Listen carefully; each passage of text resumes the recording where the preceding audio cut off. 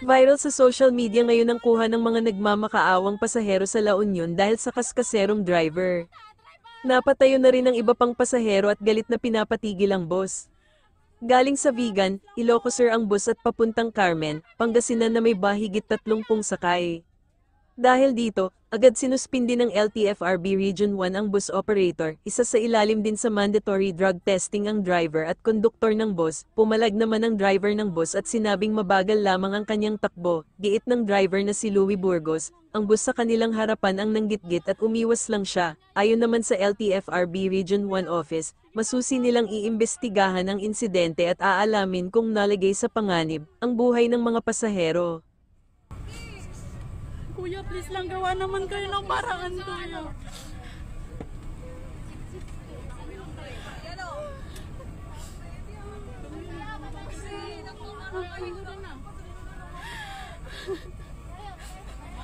Kuya, please, pakibaba nyo. Kuya, kahit wag na yung pamasahin natin. Baba na lang tayo.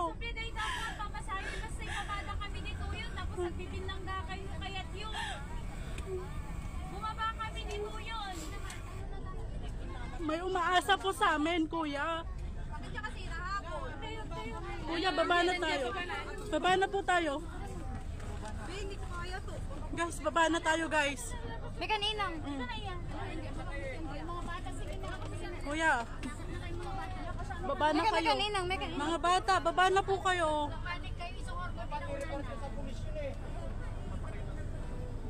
Hindi, baba na tayo. Baba na po kami. Kuya, please. Pakibuksan po yung pinto, kuya.